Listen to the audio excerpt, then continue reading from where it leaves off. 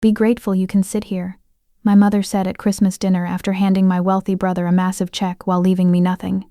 My uncle chuckled from across the table. Be glad we still remember your name. The family laughed. I was the only one who didn't. I wasn't laughing. I looked at the empty space in front of me. The only spot on the floor with no wrapping paper, no ribbon, no card. And something clicked. Not rage. Something quieter. Something final. I smiled and said 3 words. Good to know. 2 weeks later, my mother and uncle were standing on my icy porch. Some crying, some screaming, some begging. Because the thing about being the family shadow is nobody respects you until they desperately need you to save them. What they didn't know was that while they gave me nothing, they had secretly forged my own signature to steal a massive bank loan to fund my brother's failing business. And I was finally ready to expose their crimes. Before I go on, if this story resonates with you, take a moment to hit like and subscribe, but only if you genuinely connect with what you're hearing. Drop a comment and let me know where you're watching from and what time it is, where you are. I'd love to know. The freezing wind of Denver, Colorado, bites at my cheeks. It is Tuesday, January 9th, 2024, exactly 6:45 p.m. I am standing on the icy sidewalk, hidden behind the thick trunk of a large oak tree in my front yard. My dark blue work scrubs are thin against the winter cold, but I do not feel the chill. I am just watching. On the porch of my small brick house, my mother, Lucinda, is pounding on my front door. Her expensive leather gloves smack loudly against the heavy wood. Next to her is my Uncle Harlan. He is not smiling today. His face is pale, and his panicked breath shows in rapid white puffs in the cold air. Sloan, my mother screams. Her voice cracks. It is a sound I have never heard from her before. Pure panic. Sloan, please, we need to talk. Open up, please.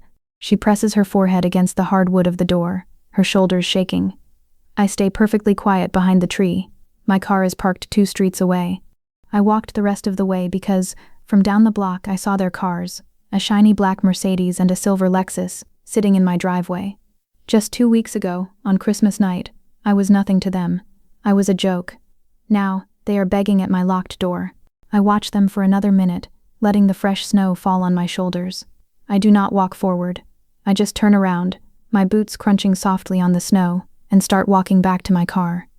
Let them wait. To understand why I am walking away, you have to understand the silence I have lived in for 29 years. I am a dental hygienist at Cherry Creek Family Dental here in Denver. Every day, from 8 a.m. to 5 p.m. I clean teeth. I wear a mask. I use sharp, tiny metal tools to scrape away the dirt and plaque that people try to hide beneath their smiles. My job is to look into dark places and make them clean. I like the rules of my job. You brush, you floss, your teeth stay healthy. It is simple math. It is fair. My family does not work like that. In my family, the rules change depending on who you are. My mother, Lucinda, runs her life like a clean, expensive museum. Everything has a place, and everything must look perfect to the neighbors. My older brother, Merrick, is the main painting in that museum. Merrick is 32. He wears sharp suits, drives the silver Lexus, and talks constantly about his big real estate deals. He is the smile of the family. I am the shadow. I have always been the shadow.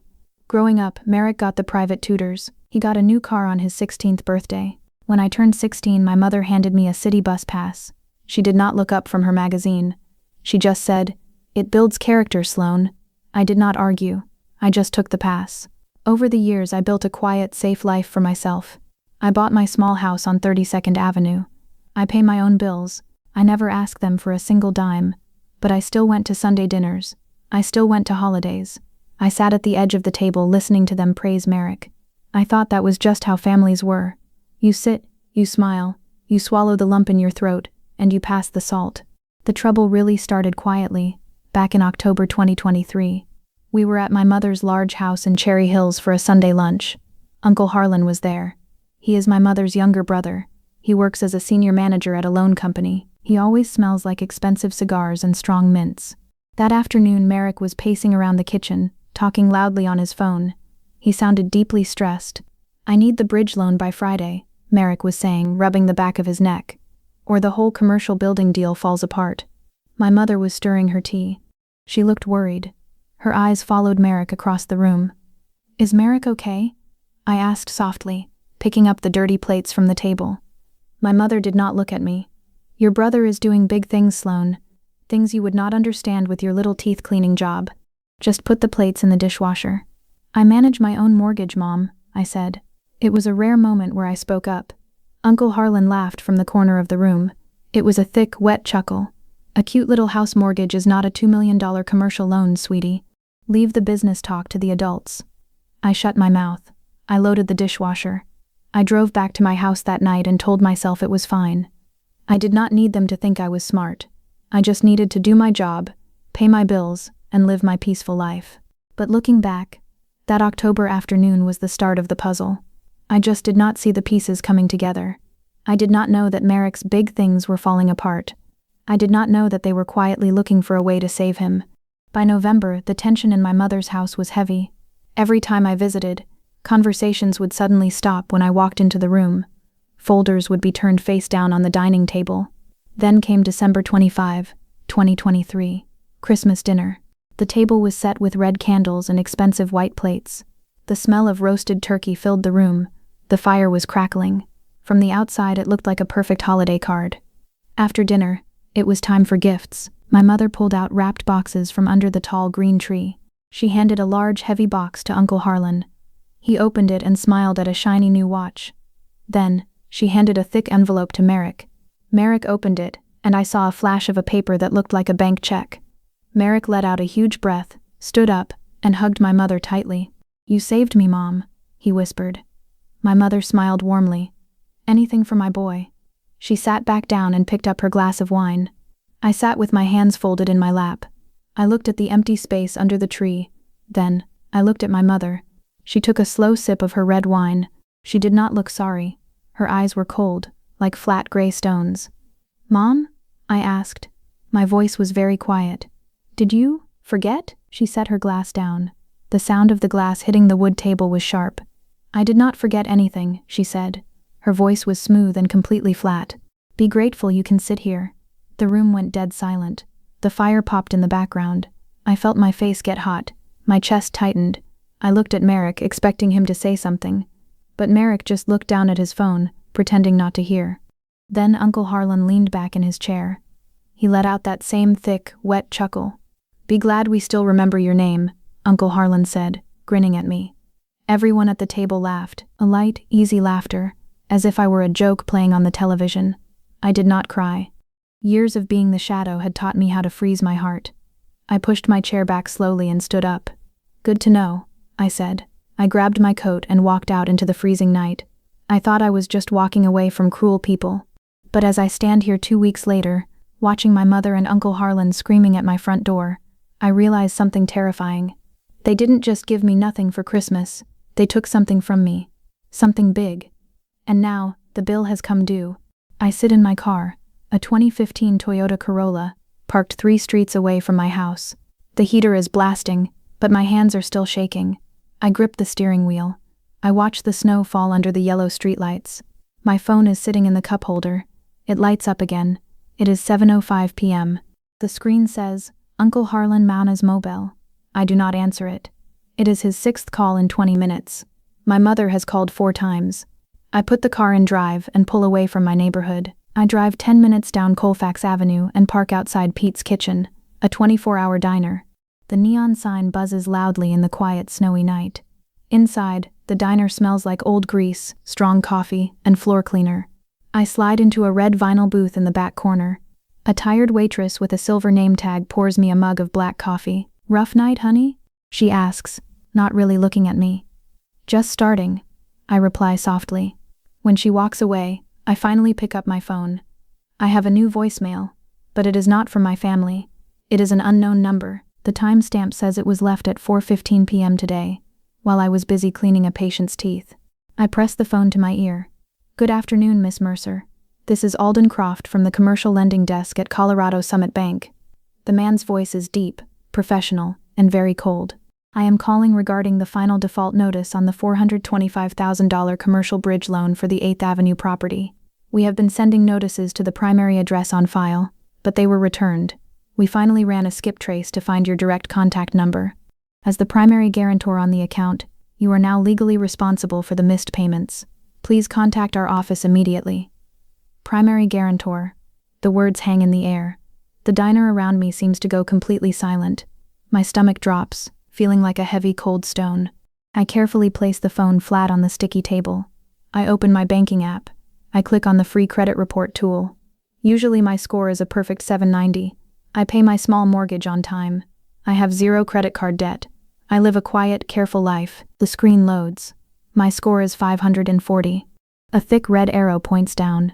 Underneath, in bold black letters, it lists a delinquent commercial loan. Origination date, November 20, 2023. The puzzle pieces snap together in my mind. I close my eyes and see that Sunday afternoon in October again. Merrick pacing in the kitchen, sweating. I need the bridge loan by Friday. Uncle Harlan laughing at my little house mortgage. Uncle Harlan, who works as a senior manager at a loan company. Uncle Harlan, who has all the right connections to push paperwork through quickly. I remember April 2019.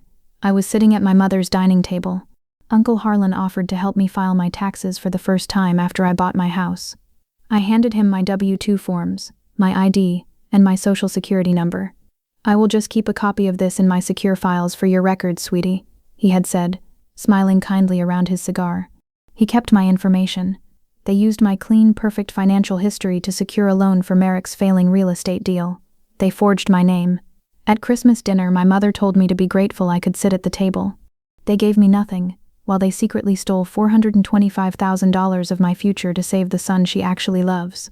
Have you ever found out that the same family members who treated you like you were invisible were secretly using your clean name and hard work to fund their own survival? Tell me in the comments. I really want to know I'm not the only one who has experienced this. My phone vibrates on the table. The screen flashes. Merrick. I stare at it for a long time. Then, I pick it up and press answer. I do not say hello. "Sloan, finally." Merrick's voice is loud and slightly out of breath. "Where are you?" "I am out," I say. My voice is completely flat. "Listen," Merrick says. His tone suddenly drops. He tries to sound warm and sweet, the way you talk to a child who is upset over a broken toy. "Mom and Harlan are at your place. We just had a tiny paperwork mix-up. Nothing big. Harlan can fix it, but we need you to sign a quick form to clear everything up. It is just a little formality, Sloan. A tiny paperwork mix-up. A formality," I repeat, staring at my black coffee. "Yeah, you know how banks are. So stupid," he chuckles. It sounds thin and nervous. "Just come home, okay? Mom picked up dinner from that Italian place you like. We can eat and laugh about this whole silly thing." A cold clarity washes over me. 2 weeks ago, I was not worth a $10 gift.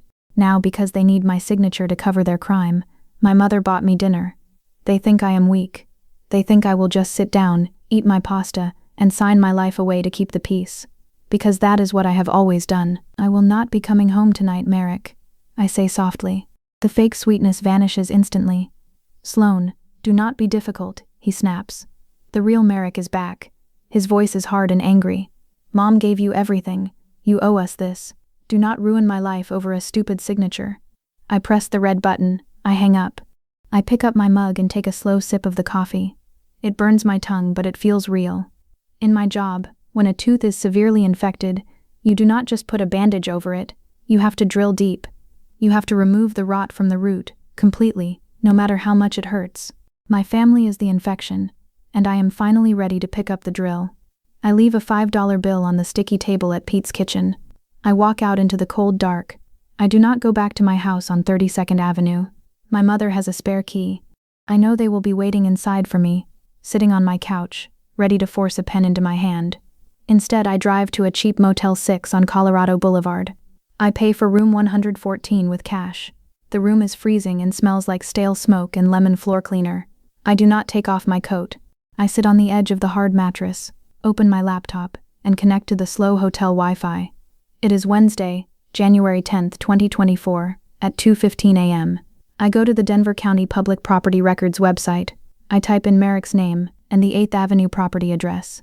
My heart beats in my ears as the page slowly loads. I click on a PDF file labeled Commercial Deed of Trust Nov 2, 2023. I scroll down through 20 pages of thick legal text until I reach the final signature page. There it is, Sloan Mercer, signed in black ink. The loops and angles look exactly like my handwriting. Uncle Harlan had done my taxes for 3 years. He had dozens of my old forms sitting in his filing cabinet. He had plenty of time to practice drawing my name. But the signature is not what makes my chest freeze. It is the small blue stamp pressed right next to it.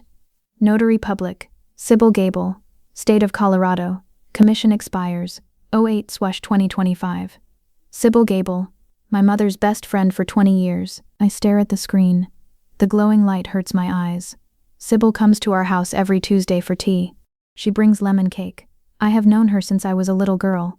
At Christmas dinner, just 2 weeks ago, Sybil sat across from me. She drank wine, smiled softly, and told me my dress was very plain but sensible. Sybil knew. She sat there, eating turkey, knowing she had stamped a forged document that could ruin my life. Suddenly, I can see exactly how it happened. November 2 was a Thursday. My mother always hosts her friends on Thursdays. Uncle Harlan probably stopped by for a cup of coffee. They sat in my mother's expensive, warm kitchen.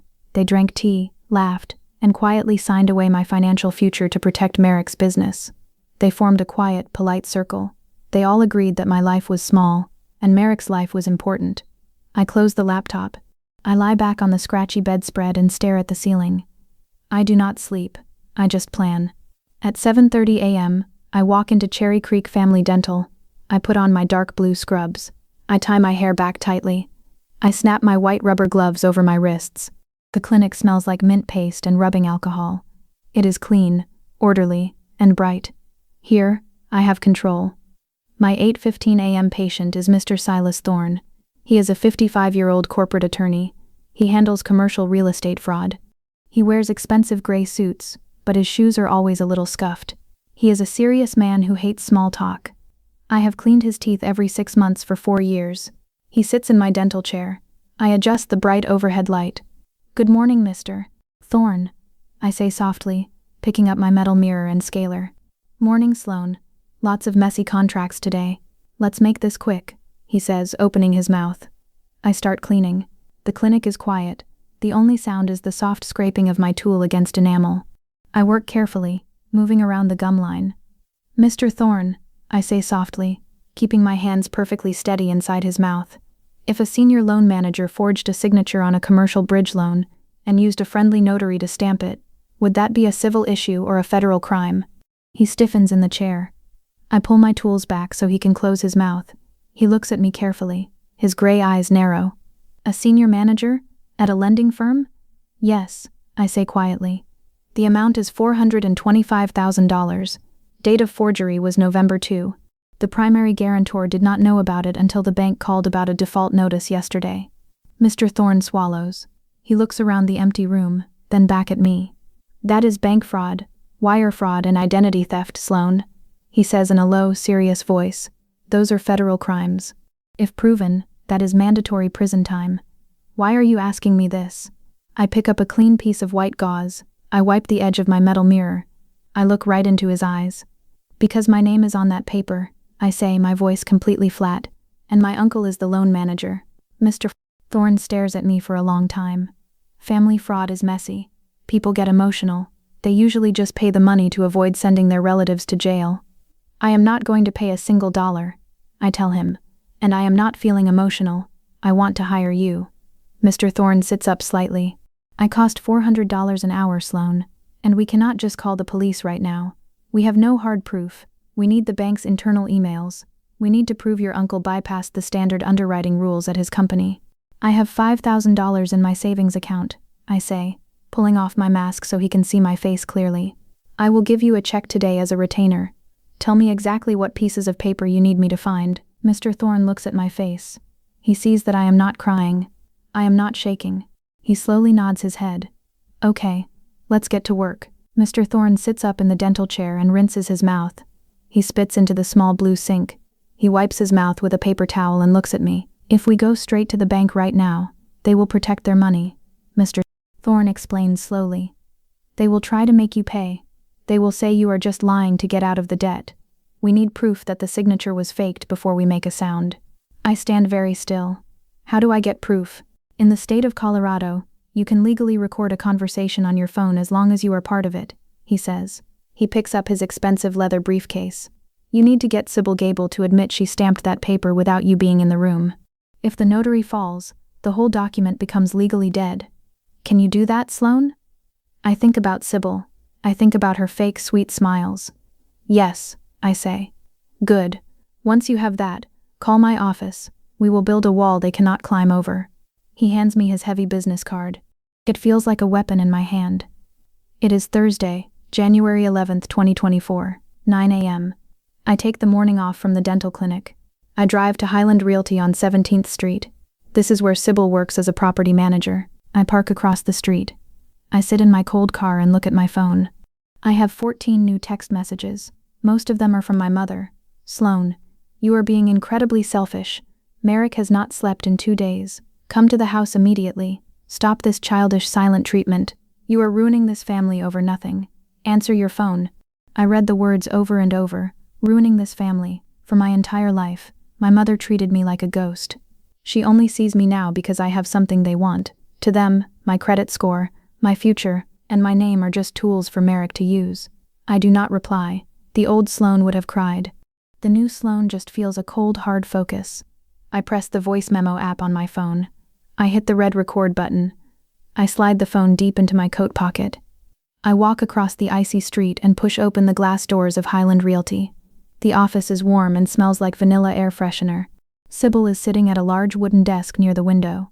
She is typing on a computer, wearing a thick pearl necklace and a tight pink sweater. When she looks up and sees me in my dark blue scrubs, her smile completely drops. She looks annoyed, like a teacher looking at a bad student. Sloan, she says flatly, what on earth are you doing here? You should be at your mother's house. She is sick with worry. I walk up to her desk. I force my shoulders to drop. I make my eyes look wide and scared, exactly how they expect me to look.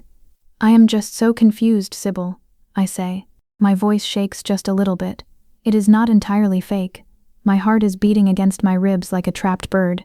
The bank called me. They said I owe them $400,000. I do not understand. I never signed anything. Sybil sighs. She looks around the office to make sure nobody is listening. She leans across her desk. Oh, for heaven's sake, Sloan. Keep your voice down, she whispers sharply. It is just a bridge loan. Merrick just needs a few months to finish his building project. It is perfectly safe. But I did not sign it, I say, keeping my voice small and weak.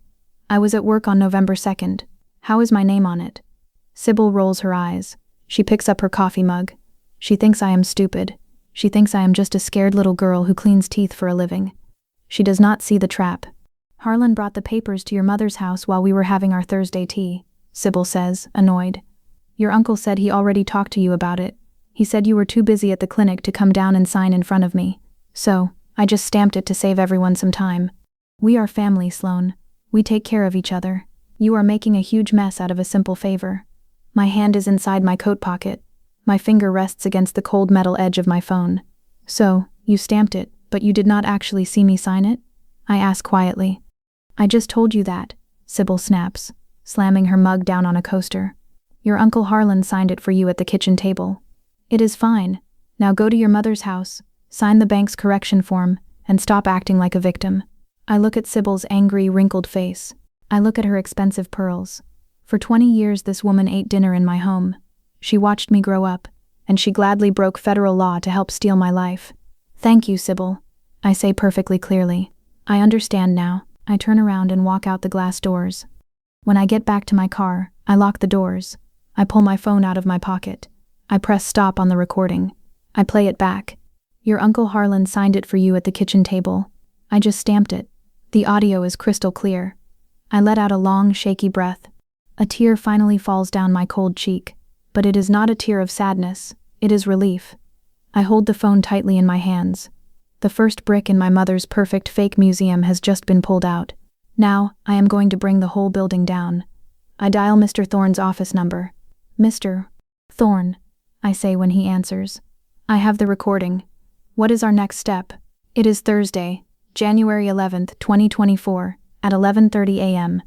I am sitting inside Mr. Thorne's law office on the 14th floor of a tall glass building in downtown Denver. The office smells like expensive leather, old paper, and fresh coffee. Snow is falling quietly outside the large windows.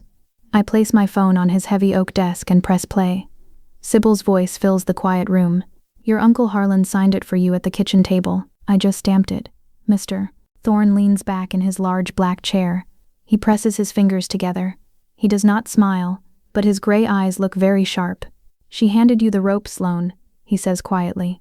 And she tied the knot for us. Is it enough to make the bank stop? I ask. My hands are folded tightly in my lap. It is enough to start the fire, Mr. Thorne replies. He opens a thick yellow notepad. If we just call the police right now, your Uncle Harlan will hire a very expensive lawyer. He will claim it was a misunderstanding.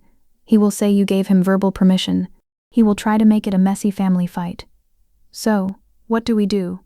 We strike quietly, and we lock the doors before they know they are trapped, Mr. Thorne explains. He picks up a silver pen. Today I am sending a formal legal preservation letter to Colorado Summit Bank and to your uncle's lending company. It is a strict legal warning. It forces them to freeze every email, every text message, and every computer file related to Merrick's loan. If anyone deletes a single email after today, it is a separate federal crime called spoliation of evidence. I nod slowly. No shouting, no dramatic police raids, just cold hard paper trapping them in their own lies. Mr. Thorne slides a blank contract across the desk. My retainer is $5,000. Once you sign this, I am officially your shield. I speak for you. They cannot touch you without going through me. I open my cheap black purse. I pull out my checkbook. I look at the balance. My entire life savings is $5,420. It took me 3 years of cleaning teeth to save it. I feel a heavy lump in my throat, but I do not hesitate. I write the check. I sign my real name. The ink is blue and steady. I slide it across the smooth wood desk. I have one homework assignment for you, Mr. Thorne says, putting the check in a folder. Uncle Harlan is a senior manager, but a $425,000 loan needs an underwriter's approval. Harlan had an inside helper at the bank who looked the other way when the paperwork was missing your real ID. I need a name. Find out who used their executive override to bypass the KYC, the Know Your Customer security flags, by claiming they met you in person. I need to know who Merrick and Harlan were spending time with back in October. I leave the tall glass building at 1 p.m. I drive back to my cold room at the Motel 6. I sit on the edge of the bed and eat a cheap turkey sandwich from a gas station. The bread is dry, but I chew it slowly. My phone buzzes on the nightstand. It is a new voicemail. I press speakerphone. My mother's voice fills the small dark room. It sounds incredibly calm, sweet, and perfectly styled, like she is reading a script for a television commercial. Sloan, darling, she begins, letting out a soft sigh. This silent treatment is very hurtful. Merrick is so stressed his blood pressure is up. You know how hard your brother works for this family. He carries so much weight. Uncle Harlan was just trying to protect us all from a tiny bump in the road. Please do not be bitter just because you do not understand the rules of big business. Come home, sign the paper, and I will make your favorite roast for Sunday dinner. We love you. I stare at the phone. Do not be bitter just because you do not understand. For 29 years, she used polite words to cut me into small pieces. She is not calling because she misses me. She is calling because Merrick's fake kingdom is falling down, and she needs my blood to glue it back together. I delete the voicemail. I open my laptop. I remember Mr. Thorne's homework. Find out who Merrick and Harlan were spending time with back in October. I open Merrick's social media pages. Merrick loves to show off. He posts pictures of his watch, his car, and his expensive dinners. I scroll back through his photos, past Christmas, past Thanksgiving, until I hit late October 2023. There it is, an October 24th post. It is a picture of Merrick, Uncle Harlan, and a third man standing on the bright green grass of the Cherry Hills Country Club. They are holding golf clubs and smiling widely. Merrick is holding up a glass of expensive whiskey. The caption says, "Great day on the greens with the best mentors. Big moves coming. Thanks for the guidance, Gideon." I zoom in on the third man. He has thin gray hair and is wearing a blue polo shirt. He looks familiar. I open a new tab on my computer and search for the staff directory of Colorado Summit Bank. I scroll through the pictures of the executives. My heart gives a hard, loud thump. Gideon Croft, Vice President of Commercial Lending. I look at the name on the bank default notice I got yesterday. The man who called to demand the money from me was Alden Croft. I type fast now. I search the two names together in the Denver Public Records. In 2 minutes, I find a high school graduation announcement from 5 years ago. Gideon Croft is Alden Croft's father. The dots connect perfectly. Uncle Harlan did not just fake a document. He used his golf buddy, the vice president of the bank, to push the fake loan through the system. And now, The vice president's son is the one trying to collect the money from me to cover their tracks. It is a complete circle of thieves in expensive suits. I pick up my phone. I dial Mr. Thorne. I have a name, I say into the cold, quiet room, and I know exactly how they opened the door. It is Friday, January 12, 2024. I wake up at 6 a.m. in the cheap bed at Motel 6. The heater is blowing dry, dusty air. I look at my bank app on my phone. After paying Mr. Thorne his $5,000, my savings account has exactly $420 left. I have to pay my house mortgage in 2 weeks. I cannot hide in this motel forever. I have to go to work. I have to survive. At 8:30 a.m., while I am putting on my white rubber gloves at Cherry Creek Family Dental, my phone rings. It is Mr. Thorne. "Good morning, Sloan," his deep voice says. "You did excellent work last night." I looked up Gideon Croft. He is the vice president, which means he has the power to skip the normal security checks on a loan. "Your uncle brought the fake paper," and Gideon Croft quietly opened the back door to the bank. "So what happens now?" I ask, staring at my metal tools lined up on the clean tray. "If we send our evidence to Gideon or his son, they will just destroy it," Mr. Thorne explains smoothly. "In large banks there is a separate department called compliance. They do not care about friendships. They only care about protecting the bank from federal fines. 10 minutes ago, I sent a formal legal letter directly to the head of compliance at Colorado Summit Bank. I attached the recording of Sybil Gable. I named your uncle, and I named Gideon Croft. My breath catches in my throat. Will they call the police? Not yet, Mr. Thorne says. First they will freeze the $425,000 loan, then they will lock Gideon Croft out of his computer. The bank is going to start turning over heavy stones today. The bugs are going to scatter. Be very careful, Sloan. Your family is about to feel the fire.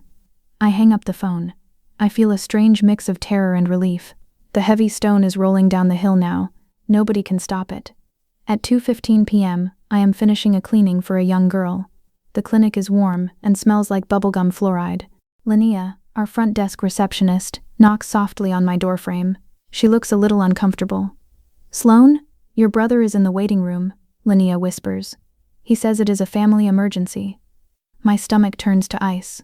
Merrick has never visited my work. In 5 years he never once stopped by to say hello or ask how my day was. He only came today because the fire Mr. Thorne started is finally burning his feet. I take a slow, deep breath. I take off my mask, but I keep my dark blue scrubs on. This is my clinic. This is where I am in control. I walk out into the waiting room. The soft music is playing from the ceiling speakers.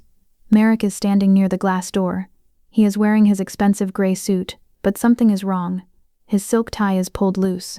His hair, usually combed perfectly back, is messy. There are dark purple bags under his eyes. He is sweating, even though it is cold outside. When he sees me, he forces a wide, bright smile, but it does not reach his eyes. His eyes look wild. "Sloan, finally," he says loudly. He walks toward me and tries to put his arm around my shoulder. I take one step back. His arm drops to his side. "What are you doing here, Merrick?" I ask. My voice is low and very calm. Merrick looks around the waiting room. 2 other patients are sitting in chairs, reading magazines. He steps closer to me, lowering his voice into a sharp, tight whisper. "You need to sign the bank paper right now," Merrick says. He reaches inside his suit jacket and pulls out a folded piece of paper and a silver pen. His hands are actually shaking. "Mom is crying at home. Do you want to kill her heart? Is that what you want? Just sign the line, Sloan. I will give you $1,000 cash right now if you just sign it." I look at the silver pen in his shaking hand. I look at my older brother. For my whole life, I thought he was better than me. I thought he was smarter, faster, and more important. But looking at him right now, smelling the sour sweat mixing with his expensive cologne, I realize the truth. He is just a scared, weak man who steals from his little sister to pretend he is rich. "I do not want your money, Merrick," I say softly. "I only have $400 to my name, but it is mine. I earned it." "Stop being dramatic," Merrick hisses, his face turning red. "You are my sister. You owe me this. If you do not sign this paper today, the bank is going to take my commercial building. I will lose everything." I feel a deep, heavy sadness in my chest. Not for him, but for the little girl inside me who used to wait for him to play with her. That little girl is finally dead. I look right into his wild, angry eyes. I do not whisper. I speak in my normal, clear voice. "I cannot sign a forged document, Merrick. That is bank fraud. You and Uncle Harlan will have to fix your own mistakes." The two patients in the waiting room stop reading their magazines. They look up. Lynette stops typing at the front desk. Merrick's face turns completely white. The fake smile is gone. His mouth hangs open for a second. He looks around the quiet room, realizing everyone just heard my words. The perfect image he cares so much about is cracking right in front of strangers. He points a shaking finger at my face. "You are going to regret this," he whispers, his voice full of dark poison. "You are dead to this family." He turns around, pushes the glass door open roughly, and runs out into the cold parking lot. I watch him get into his silver Lexus and speed away. I stand in the waiting room for a moment. My hands are not shaking. My heart is beating normally. I take a deep breath of the clean clinic air. I walk back to my room. I have another patient at 2:30 p.m. I have teeth to clean. It is Saturday, January 13th, 2024, 10 a.m. I have worn the same jeans and sweater for 3 days. The Motel 6 room feels like a tiny cold prison. I need clean clothes. I need my important papers. I decide it is time to go back to my house on 32nd Avenue. I drive slowly. The streets are covered in dirty gray snow. When I turn onto my street, my chest tightens. My mother's shiny black Mercedes is parked in my driveway. I park my Toyota on the street. I walk up the snowy path to my front door. I put my key in the lock and turn it. I push the door open. The house is warm, but it feels completely wrong. The air smells like expensive Chanel perfume. It is my mother's signature smell. It is covering up the comforting smell of my own home. I walk into the living room. My mother, Lucinda, is sitting on my small gray sofa. She is wearing a perfect black winter coat and leather boots. She is holding my favorite white coffee mug in her hands, taking a sip. She looks completely relaxed, as if she owns the walls, the furniture, and me. "Close the door, Sloane," she says softly. "You are letting the cold air in." I shut the door. I do not take off my coat. I stand in the middle of the room. "How did you get in?" I ask, even though I know the answer. "I used the spare key you gave me for emergencies," she says. She places my mug on the glass table without using a coaster. "And this is a family emergency. Come sit down." I do not move. "I am just here to get my clothes." My mother sighs. It is a long, heavy sigh. It is the exact sound she used to make when I spilled water on the table as a child. A sound of pure disappointment. "Merrick is sick to his stomach," she says, her voice smooth and sad. "He could not eat breakfast. Uncle Harlan had to take a pill to sleep last night. You have caused so much pain, Sloane. You are breaking this family apart over a silly piece of paper." She opens her expensive leather purse. She pulls out a thick white envelope and places it on the glass table. "There is $10,000 in cash in that envelope," my mother says gently. "It is from Merrick's business account. We are giving it to you because we love you. Take the money, pay off your credit cards, and go buy some nice new clothes. All you have to do is call that terrible lawyer you hired, tell him you made a mistake, and sign the bank's form. Then, we can all have Sunday dinner together again." I look at the white envelope. $10,000. To someone with only $420 in the bank, it is a lot of money. But I look closer. I see the reality. My mother is not offering me a gift. She is terrified. Mr. Thorne's letter worked. The bank is investigating. My mother and Merrick are trying to buy my silence before the bank finds the truth. The polite smiles and soft words are just a mask for their fear. "My credit score was 790, Mom," I say quietly. "I do not have any credit card debt. I pay my own bills. You would know that if you ever actually looked at me." Her soft smile drops. Her lips press into a thin, angry line. "Do not be ungrateful," she snaps. "I gave you life. I fed you. I clothed you. You owe us your loyalty. Blood is thicker than water, Sloane." "You did not want my loyalty," I reply. My voice is steady. "You just wanted my clean name to fix Merrick's dirty mistakes. Take your envelope, and give me my spare key." My mother stands up. She looks at me like I am a stranger, like I am something disgusting on the bottom of her expensive boot. She throws the silver spare key onto the floor. It hits the wood with a sharp clink. "You are going to die alone in this tiny, sad house," she whispers coldly. She picks up her purse, walks past me, and walks out the front door. I lock the door behind her.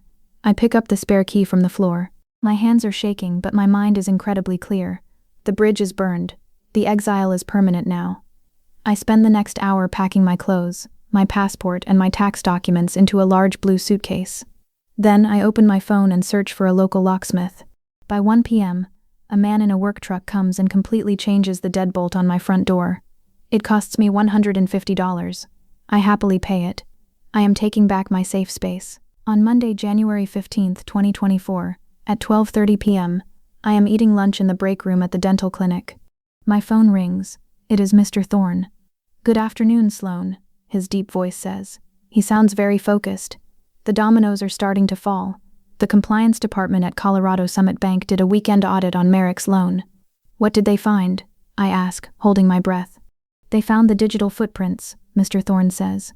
"They checked the bank's security cameras for November 2nd. They saw you were never in the building. Then, they pulled Gideon Croft's emails. They found a private message from your Uncle Harlan, thanking Gideon for pushing the paperwork through without the ID checks." I close my eyes. The truth is finally on paper.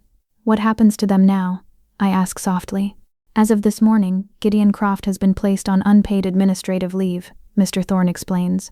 "And your Uncle Harlan has been locked out of his lending company's computer system. The bank has officially frozen the $425,000 loan and opened a formal fraud investigation. They have halted all collection actions against you." A huge weight lifts off my chest. I can breathe again. "Is it over?" I ask. "No," Mr. Thorne warns. His voice drops lower. "It is just the beginning of the legal nightmare for them. The bank is preparing to file a police report for corporate fraud. Merrick's business accounts will be frozen and his commercial building will be hit with foreclosure notices by the end of the week. Sloan, listen to me carefully. Desperate people do very dangerous things when they are backed into a corner. Your brother has lost everything. Be ready." I look out the break room window at the cold gray sky. I am not a shadow anymore. I am ready. It is Thursday, January 18th, 2024, 6 p.m. I am sitting quietly at my small kitchen table. The house is warm, and the new lock on the front door makes me feel safe. I open my laptop and check my banking app. The red warning triangle is gone.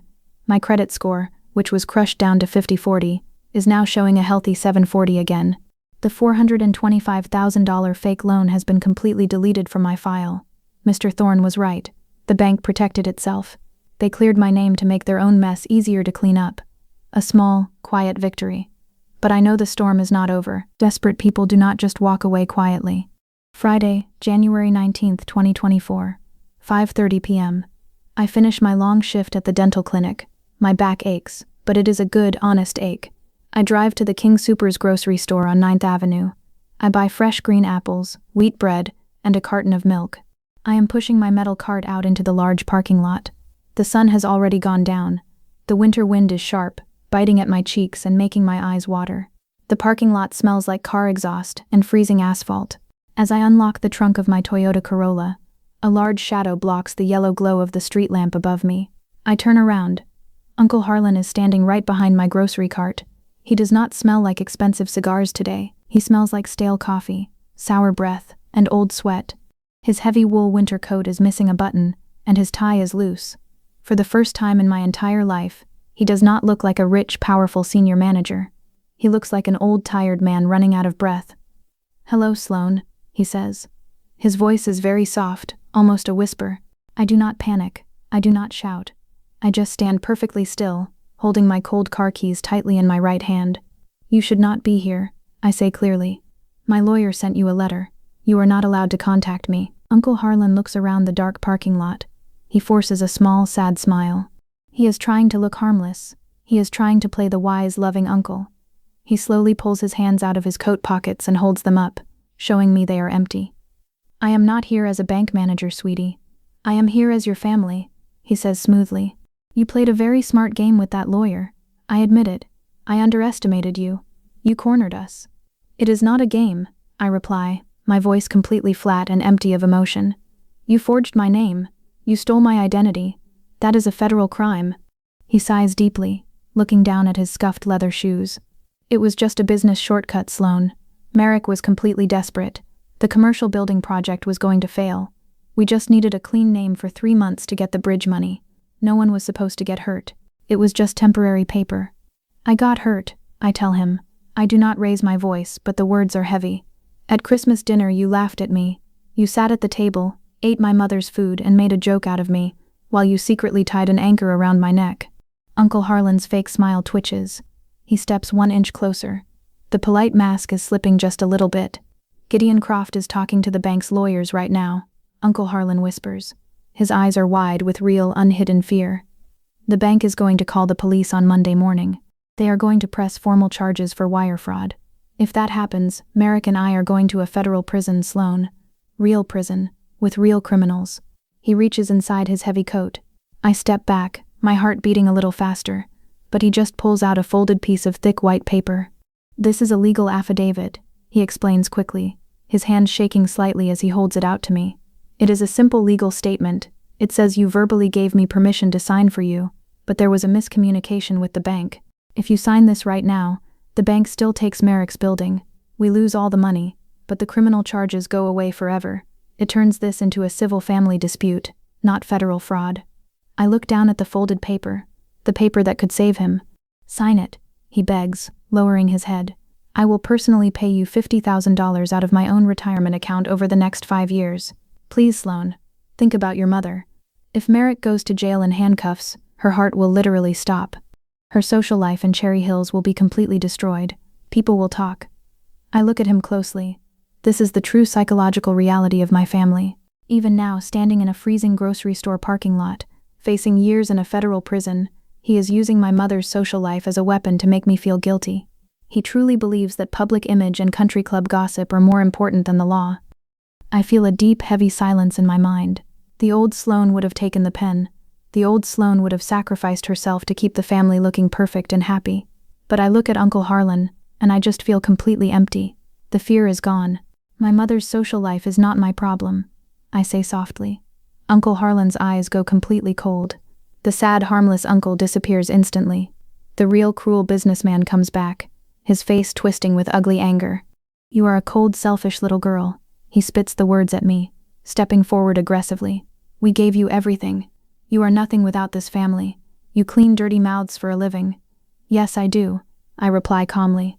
I open my car door and slide into the driver's seat. And I know exactly how to pull out a rotten tooth. I slam the car door shut. I lock it instantly. I start the engine and put the car in reverse. I do not look back at him as I drive out of the parking lot, leaving him standing alone in the freezing dark cold. The tension is perfectly stretched. The final break is coming. It is Monday, January 26, 2024, 10:15 a.m. I am sitting in the small, bright break room at Cherry Creek Family Dental. I am drinking a cup of green tea. The clinic is quiet. Outside, the Denver sky is a heavy, dark gray. It looks like it is going to snow again. My cell phone rings on the plastic table. The screen shows Mr. Thorne's name. Good morning, Sloan, his deep, calm voice says. The final wall just fell down. I put my tea down. My hands are perfectly steady. What happened? At 8 o'clock this morning, Colorado Summit Bank placed a hard freeze on all of Merrick's business accounts and posted formal foreclosure notices on his commercial building on 8th Avenue, Mr. Thorne explains. His cash flow is dead. Merrick lost his entire operation completely. But that is not the big news. I listen closely. The air in the break room feels very still. When desperate people are trapped, they always turn on each other, Mr. Thorne says smoothly. On Friday night, your Uncle Harlan realized the bank was going to press federal charges. So, he tried to save himself. He sent the bank's legal team a folder of private emails. The emails proved that Merrick paid Uncle Harlan $10,000 to fake your signature. I blink. Uncle Harlan turned Merrick in? Yes, Mr. Thorne replies. But Merrick did the exact same thing. This morning, Merrick went to the bank. He tried to give them text messages proving Uncle Harlan and Gideon Croft planned the whole fraud. They both handed the bank all the hard proof the police needed. They destroyed each other. A cold chill runs down my arms. They did not even have loyalty to each other. Their perfect family image was just a paper mask hiding greedy, frightened men. The bank handed everything over to the authorities, Mr. Thorne finishes. Federal agents are making the arrests today. You are completely safe, Sloan. We won. I hang up the phone. I look out the window at the gray clouds. We won. It does not feel like a celebration. It just feels like a heavy, dirty storm has finally passed. At 12:30 p.m., I drive my Toyota Corolla back to my house on 32nd Avenue for my lunch hour. When I turn onto my street, I see it. The shiny black Mercedes is parked crookedly in front of my house. The front tire is pushed hard up onto the snowy grass. My mother is standing on my front porch. I park my car and walk slowly up the icy sidewalk. My mother does not look like the queen of Cherry Hills today. Her expensive black coat is open. Her perfect hair is messy and flat. She is not wearing her signature Chanel perfume. She just smells like cold sweat and fear. When she sees me, her knees bend. She almost falls, grabbing the wooden porch rail to hold herself up. "Sloan," she cries out. Her voice is cracked and ugly. "Sloan, please." I stop at the bottom of the porch steps. I do not walk up to her. "They took him," my mother sobs, tears running down her wrinkled face, ruining her makeup. "Two men in plain suits came to his office an hour ago. They put handcuffs on his wrists. They walked him right past his employees. My boy. They treated him like a common criminal." I look at her crying face. For 29 years I wanted my mother to look at me with real emotion. I wanted her to care about me. Now she is finally crying at my door, but the tears are not for me. They will never be for me. "He broke the law, Mom," I say quietly. My voice is not angry, it is just empty. "He is your brother," she screams, hitting her leather purse against the wooden rail. "He shares your blood. You have to call your lawyer right now. Tell him you gave them permission. Tell him you forgot. You can fix this, Sloan. You have such a good heart. You are the kind one in the family. Please, save him." I stand in the cold wind.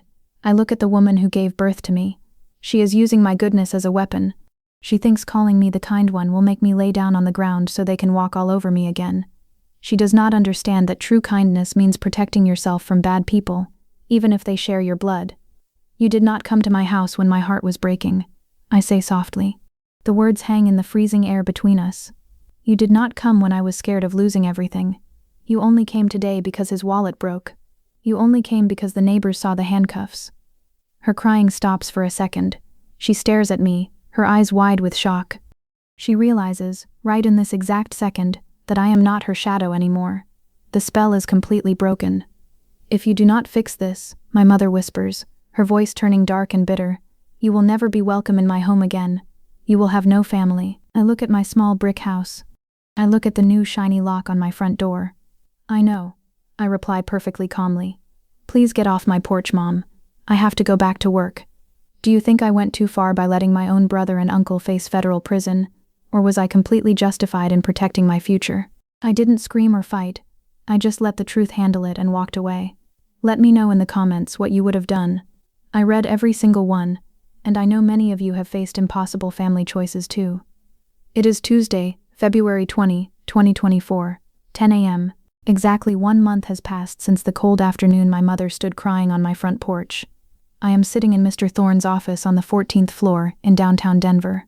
The heavy winter snow is finally starting to melt outside his large glass windows, leaving water dripping down the glass like quiet tears.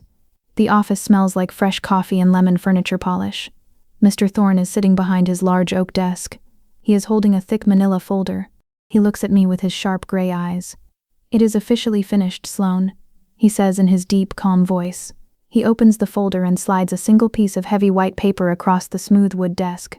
I look at it. It is a formal release of liability from Colorado Summit Bank. The investigation is complete. It has an official gold seal from the bank's legal department. It states clearly that Sloan Mercer owes $0.00. "Keep that paper in a safe place," Mr. Thorne tells me.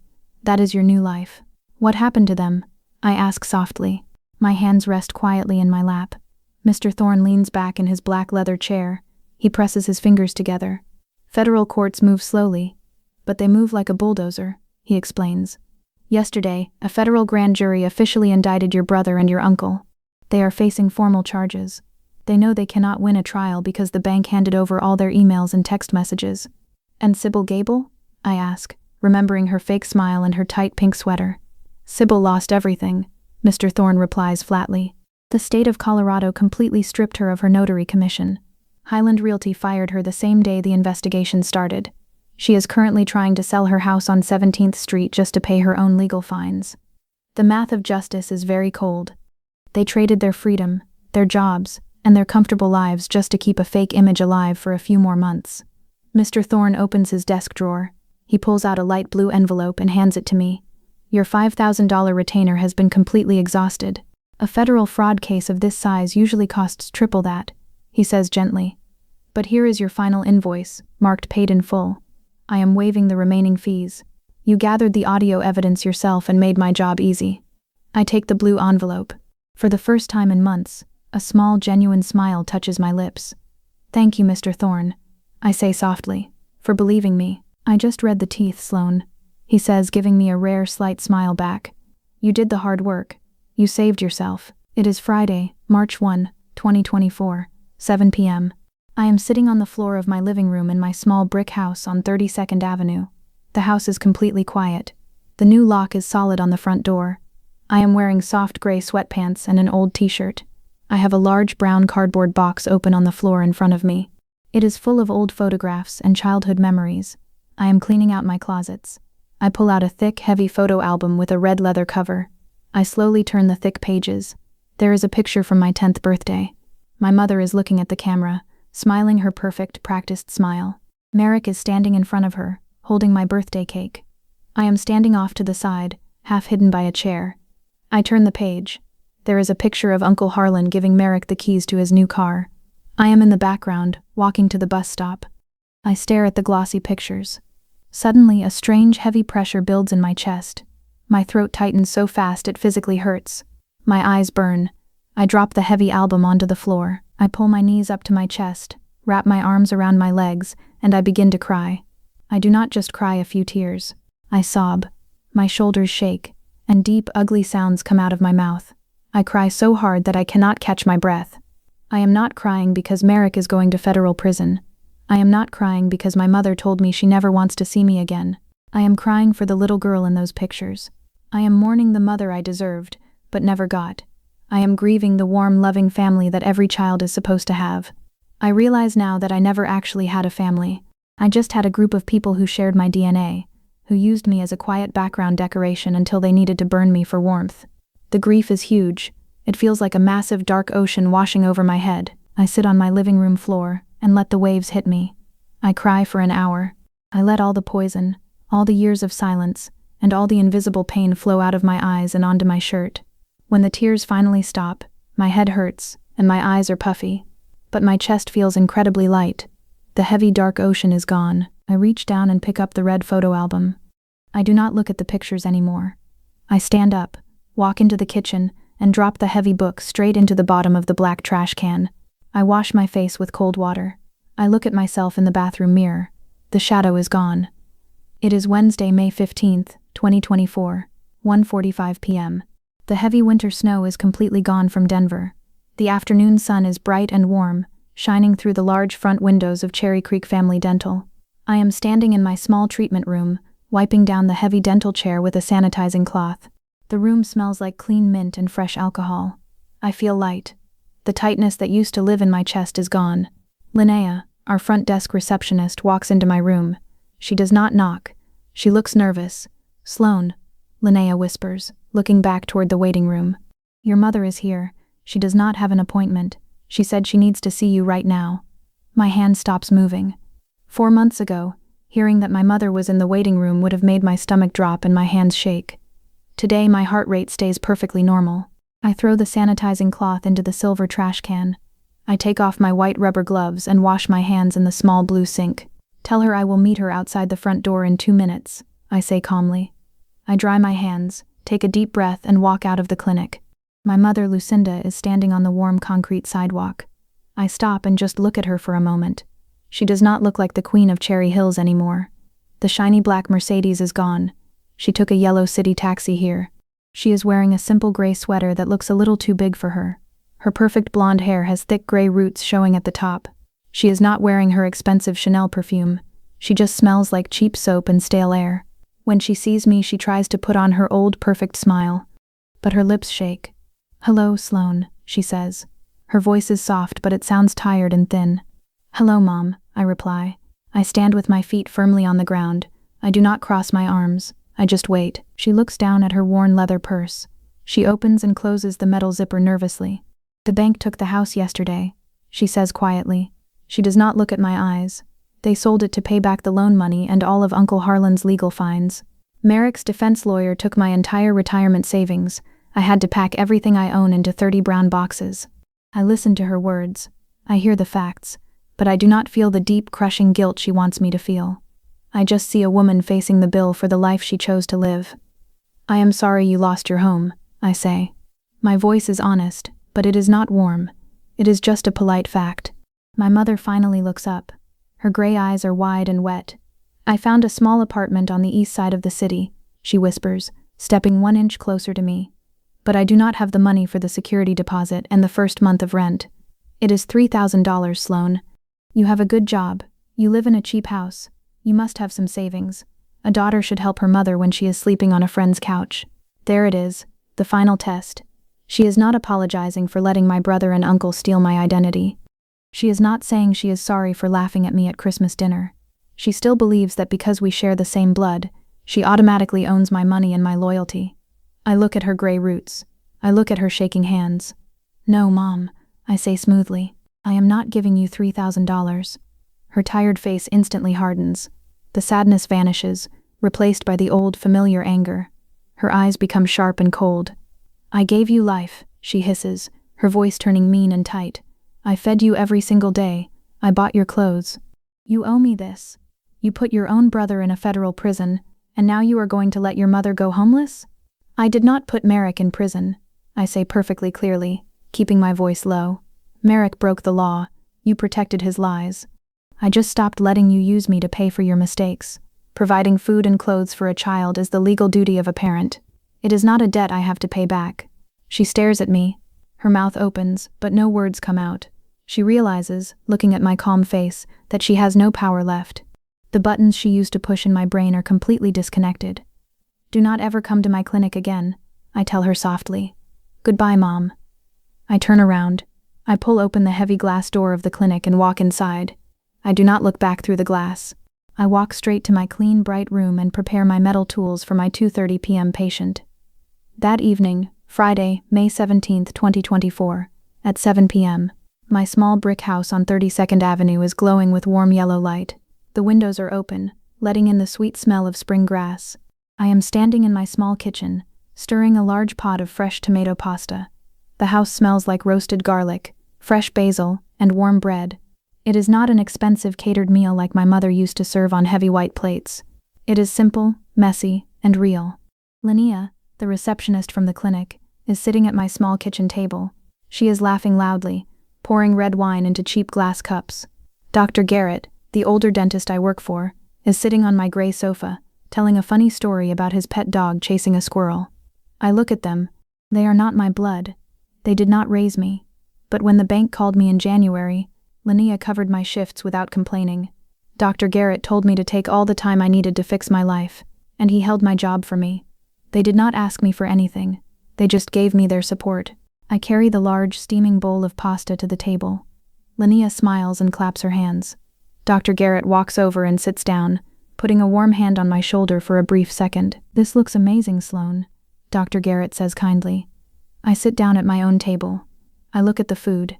I look at the faces of the people who actually respect me, the people who see me clearly, not as a shadow, but as a person. I pick up my fork. For the first time in 29 years I am sitting at a dinner table, and I am not afraid of saying the wrong thing. I am not waiting to be insulted. I am exactly where I am supposed to be. It is Thursday, November 28, 2024. Thanksgiving Day, 10 a.m. Almost a full year has passed since that terrible Christmas dinner. Denver is covered in a fresh, thick layer of bright white snow. The sky is a clear, freezing blue. I am standing in my small kitchen on 32nd Avenue. The oven is on, and the heavy metal door radiates a comforting heat. The smell of roasting turkey, sweet butter, and cinnamon apples fills the entire house. I walk to the front window and look out through the glass. I see the neighborhood mail carrier walking carefully up my icy sidewalk. His breath makes white clouds in the cold air. He drops a few envelopes into my black metal mailbox and waves at me before walking to the next house. I put on my heavy winter coat and step out onto the porch to get the mail. The cold air feels crisp and clean in my lungs. I flip through the envelopes. There is a bill for the electric company, a grocery store coupon book, and one plain, cheap white envelope. I stop. My thumb rests on the top left corner of the white envelope. The return address is a P.O. box in Inglewood, Colorado. The name printed in thin, messy ink is Merrick Mercer. Inmate #84729-0114. The federal courts took their time, but the bulldozer had finally reached the end of the road. Last month, facing overwhelming evidence, both Merrick and Uncle Harlan took plea deals. Merrick pled guilty to 1 count of federal wire fraud and was sentenced to 36 months. Uncle Harlan got 48 months because he abused his professional license. I walk back inside. I close the door and lock the heavy deadbolt. I do not run. My hands do not shake. I sit down at my small wooden kitchen table. I look at the letter for a long time. I take a simple butter knife and slide it under the paper flap. I pull out a single sheet of thin, lined paper. The handwriting is sloppy. It is not the sharp, confident handwriting of the rich businessman he used to pretend to be. I read the words. Dear Sloan, the food in this place is terrible. I am sleeping on a thin, hard mattress. The noise never stops. Mom says you will not return any of her phone calls. She is living in a tiny, ugly apartment and working at a grocery store cash register. She cries every night. This is all your fault. If you had just signed that one paper, we would all be happy right now. I would still have my building. Mom would still have her house. You ruined our family. The prison commissary account needs money so I can buy decent soap and real coffee. Send me $500 immediately. It is the absolute least you can do after what you did to me. You owe me. Merrick. I read the letter twice. The quiet ticking of the kitchen clock is the only sound in the house. A year ago, reading these words would have crushed my chest. I would have felt a deep, sick guilt in my stomach. I would have believed him.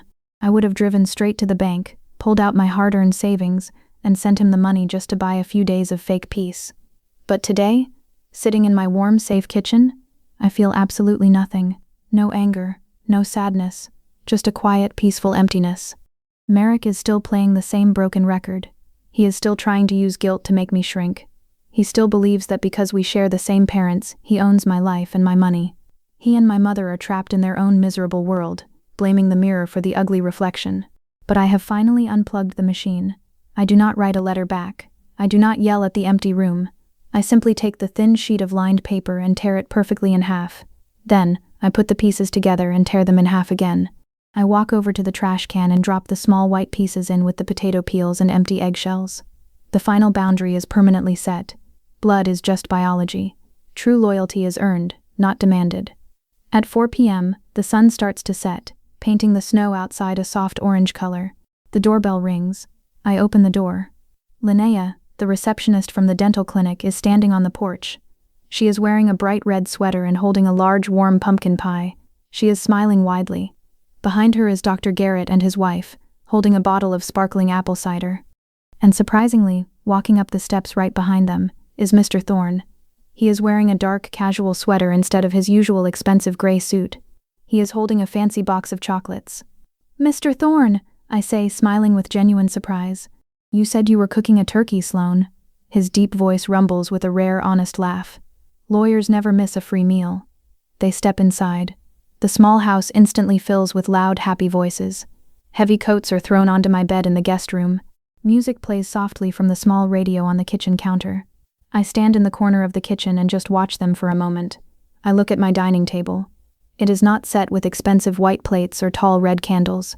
There is no fake, perfect image here. The cloth napkins do not perfectly match. The water glasses are all different sizes. But there is absolutely no tension in the air. Nobody is whispering secrets in the corner. Nobody is hiding stolen paperwork. Nobody is waiting for the right moment to laugh at me or make me feel small. We all sit down around the table. Dr. Garrett stands up and carefully carves the roasted turkey. Linnea passes a warm, heavy bowl of mashed potatoes. Mr. Thorne tells a funny story about a judge dropping his wooden gavel in the courtroom, and everyone laughs loudly. I take a bite of the food. It tastes incredibly good. It tastes like freedom. I look down at my hands. They are the exact same hands that clean dirty teeth every single day. They are the same hands that held that forged bank document. They are the same hands that built this safe, warm life out of nothing. For 29 years I let my mother Merrick and Uncle Harlan tell me exactly who I was. They told me I was small. They told me I was a shadow.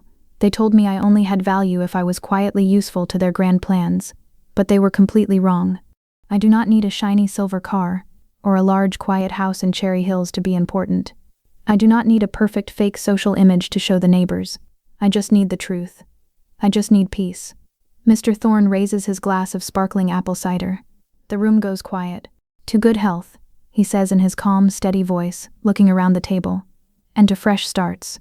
To fresh starts, Linnea echoes cheerfully, raising her glass high. I pick up my small glass. The golden liquid catches the warm yellow light of the room. I look at the people who chose to be here with me. To the truth. I say softly. We touch our glasses together in the center of the table. The soft clink of the glass sounds like a clear, sweet bell ringing at the very end of a long, dark night. I take a slow sip. I smile. For the first time in my entire life, I am exactly who I want to be, and I am finally home. If this story about breaking free and finding peace meant something to you, hit subscribe. There are more stories just like this one linked in the description below, and I think you'll connect with them the exact same way. Leave a comment and tell me what's a toxic family boundary you wish you had set sooner. I'll be reading every single one. See you in the next one.